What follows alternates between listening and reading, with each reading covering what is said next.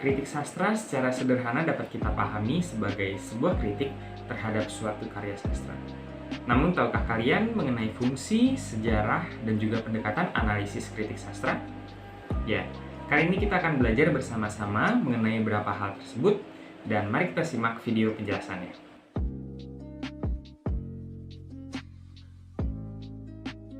Kritik berasal dari bahasa Yunani krites, yang berarti hakim. Menurut Graham Hope, seorang kritikus sastra Inggris, mengatakan bahwa kritik sastra meliputi masalah yang lebih luas mengenai apakah kesusastraan itu sendiri, tentang tujuannya, dan tentang bagaimana hubungannya dengan permasalahan-permasalahan kemanusiaan yang lainnya. Sementara menurut H.B. Yasin, dalam Pradopo 1994 mengatakan bahwa kritik sastra adalah pertimbangan baik buruknya suatu karya sastra, serta penerangan dan penghakiman karya sastra. Dari dua definisi tersebut, kita dapat mengambil kesimpulan bahwa kritik sastra adalah sebuah kegiatan yang dilakukan seseorang untuk menemukan pemahaman, nilai hakiki dalam karya sastra untuk kembali disampaikan pada orang lain. Selanjutnya, kita akan masuk ke fungsi kritik sastra. Menurut Pradopo, fungsi utama dari kritik sastra ada 3. Yang pertama, untuk perkembangan ilmu sastra itu sendiri. Dengan adanya kritik sastra, maka penyusunan teori sejarah dan juga teori sastra itu sendiri akan ikut berkembang. Lalu yang kedua, untuk perkembangan kesusastraan dan apresiasi seni. Dengan adanya kritik sastra, maka itu akan menjadi penjelasan kepada masyarakat tentang sebuah karya sastra, mengenai baik buruknya dan juga jangkauan-jangkauan karya sastra itu sendiri. Lalu yang ketiga, ada sebagai penerangan bagi masyarakat. Kritik sastra dapat menguraikan sebuah karya sastra yang nantinya akan membantu masyarakat untuk memahami dan juga mengapresiasi karya sastra. Berdasarkan uraian sebelumnya, maka fungsi kritik sastra dapat dibagi menjadi 2 bagian besar. Yang pertama, fungsi bagi pembaca, dan yang kedua adalah fungsi bagi pengarang itu sendiri.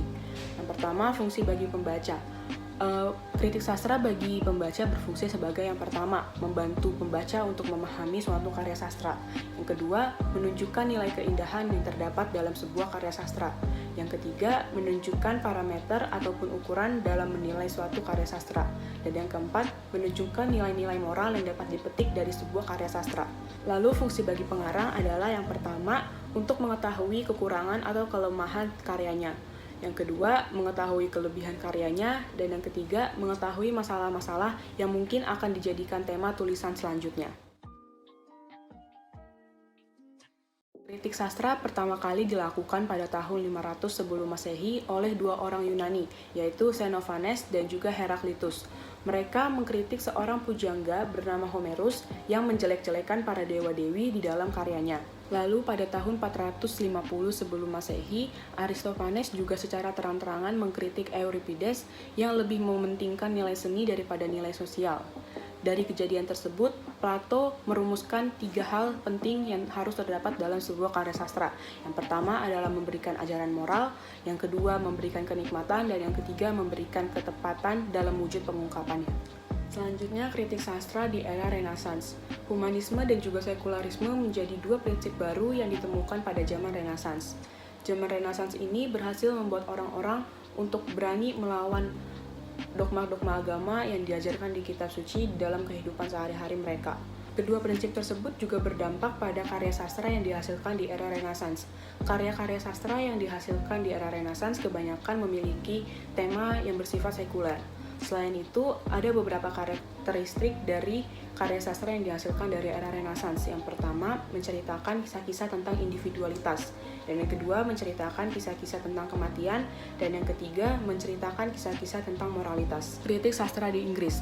Istilah kritik sastra di Inggris pertama kali diungkapkan oleh Francis Bacon di dalam bukunya pada tahun 1605. Lalu 2 tahun kemudian, Ben Jonson mengungkapkan ungkapan kritikus yang terpelajar dan berhati besar, yang berarti seorang kritikus atau penghakim seharusnya secara jujur menentukan nilai karya sastra dan pengarangnya. Lalu pada abad 17, istilah kritik dipakai untuk menunjuk orang-orang yang melakukan kritik sastra tersebut. Lalu pada abad 18, istilah kritik mulai dipakai secara luas. Kritik sastra di Inggris juga tumbuh dan berkembang menjadi tradisi dan tidak dapat dilepaskan dari pembelajaran sastra. Kritik sastra di Indonesia terbagi menjadi beberapa bagian. Yang pertama adalah kritik sastra Balai Pustaka pada tahun 1920. Kritik sastra modern di Indonesia lahir dengan ditandai terbentuknya Balai Pustaka. Kritik sastra modern pertama kali didapatkan dalam majalah Panji Pustaka yang ditulis oleh Sultan Takdir Ali Sabana karena ialah yang menjadi redaktur sastra dengan judul memajukan kesusastraan. Ada juga aturan yang dibuat oleh Balai Pustaka untuk karya-karya sastra yang dapat diedarkan kepada masyarakat. Aturan-aturan tersebut biasa dikenal dengan nota ringkes. Selanjutnya ada kritik sastra pujangga baru. Kritik sastra pujangga baru disebut sebagai awal dari kritik sastra modern di Indonesia. Walaupun sebelumnya sudah ada kritik sastra Balai Pustaka, namun Balai Pustaka hanya mengkritik atau melihat karya-karya yang ada di kalangan Balai Pustaka saja. Selanjutnya ada kritik sastrawan, yaitu pada tahun 1920 sampai 1955. Kritik sastra di Indonesia mulai dari kritik sastra modern sampai pada tahun 1950-an dilakukan oleh para sastrawan. Oleh sebab itu disebut sebagai era kritik sastrawan. Corak kritiknya bersifat impresionistik, bertipe ekspresif dan pragmatik, ditulis tidak menurut sistematika ilmiah, bersifat esaistis, dan tidak ada analisa yang mendetail. Yang terakhir ada kritik ilmiah. Corak dari kritik ilmiah ini berbeda dengan kritik sastra pada umumnya. Kritik sastra ini merupakan penilaian terhadap karya sastra dengan menggunakan metode ilmiah. Corak kritik ini adalah pembicaraan yang sampai kepada hal-hal yang kecil, ada analisis yang menarik, disusun dengan susunan yang sistematik, dan segala unsur karya sastra disoroti.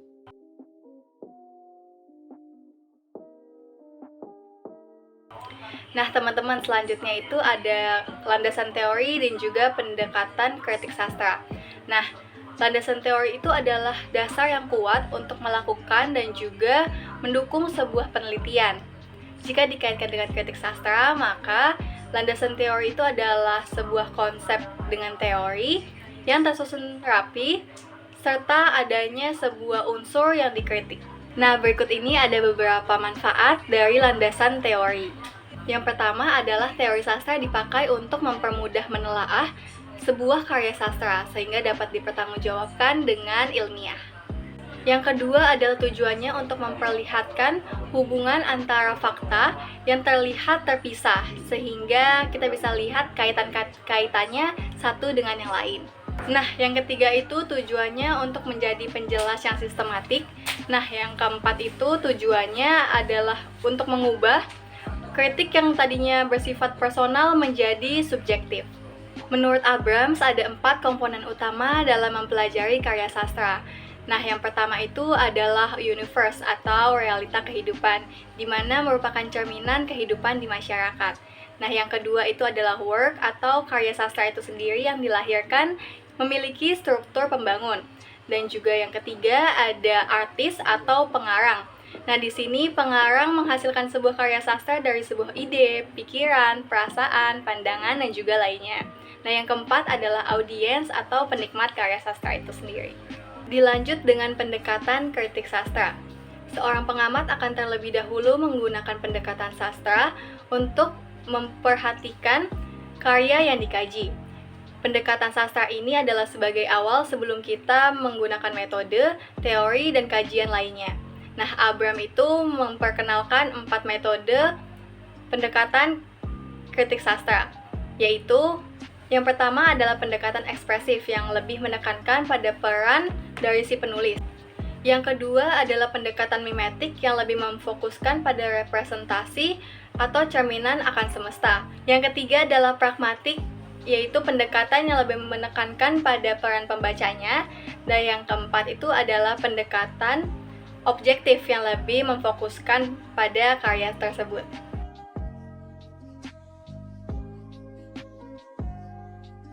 Nah, kita sudah sampai kepada bagian karya sastra serius dan populer. Nah, kita akan memulai pada karya sastra serius, di mana karya sastra ini memiliki interpretasi dan penafsiran yang mendalam akan makna dari karya sastra tersebut, sehingga mementingkan nilai-nilai estetika. Nah, sehingga dalam menginterpretasikannya, karya sastra serius sangat diperlukan energi intelektual, perasaan atau emosi yang cukup, imajinasi, filsafat, budaya, kemudian sosiologi dan psikologi sebagai jembatan proses interpretasi pemahaman akan karya sastra serius dengan cukup. Kemudian latar belakang karya sastra serius ini adalah lingkungan yang memberikan nilai-nilai keseriusan sastra yang mengikat dan memberikan sebuah corak estetika tersendiri dalam pembentukannya. Nah, yang mana cenderung menunjukkan peradaban atau penyajian karya sastra yang menjunjung nilai-nilai kesusastraan atau serius. Kita sudah sampai kepada sastra populer, di mana sastra populer ini digemari mayoritas masyarakat dengan masing-masing alasan yang melatar belakangi penilaian pembaca. Kemudian kalau dilihat dari periodisasinya, karakteristik dan juga arah sastra populer ini mengalami pergeseran dari waktu ke waktu.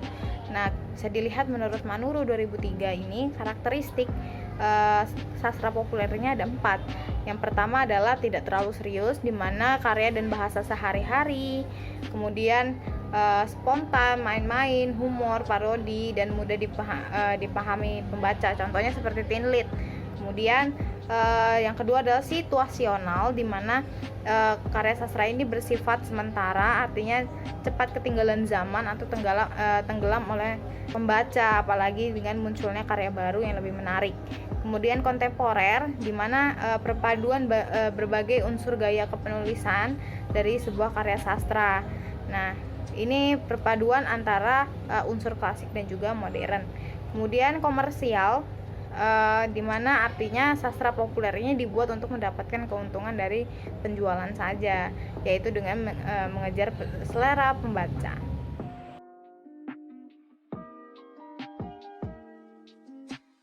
Ketika menikmati sebuah karya sastra, saya pernah membayangkan bagaimana ya jika kejadian dalam karya sastra tersebut terjadi dalam kehidupan nyata ini.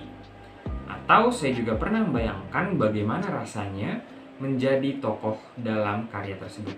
Kedua hal tersebut merupakan praktik psikologi sastra secara sederhana yang mungkin saja sering kita lakukan ketika menikmati sebuah karya sastra. Sastra merupakan jendela jiwa.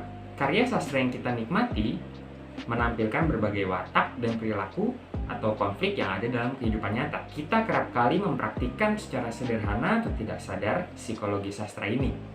Namun, ketika kita secara sadar menggunakan pendekatan ini, kita dapat memahami lebih dalam lagi mengenai karya sastra yang sedang kita nikmati. Menurut Wiyatmi, psikologi sastra merupakan cara mengkaji karya sastra untuk membaca dan menginterpretasi karya, pengarang, dan pembaca dengan pendekatan psikologi. Dan dapat kita simpulkan bahwa psikologi sastra berperan penting dalam proses menikmati sebuah karya sastra. Berdasarkan objek yang dikaji, psikologi sastra dapat kita kategorikan menjadi 3 bagian, yaitu psikologi tokoh, psikologi pengarang, dan juga psikologi pembaca. Tokoh-tokoh dalam sebuah karya sastra pasti memiliki kepribadian dalam peran mereka masing-masing. Melalui peran yang diberikan pengarang kepada tokoh, semakin membantu penikmat sastra untuk dapat menikmati cerita dan pesan yang ingin disampaikan oleh pengarang pada pembaca. Dalam praktiknya, kita dapat mengkaji kejiwaan para tokoh melalui konflik batin yang ditunjukkan, seperti perasaan kecewa, kesepian, bingung, frustasi, dan yang lain. Wheelock dan Warren dalam Wiyatmi 2011 mengatakan bahwa psikologi pengarang merupakan salah satu wilayah psikologi sastra yang membahas aspek kejiwaan pengarang sebagai suatu tipe maupun sebagai seorang pribadi.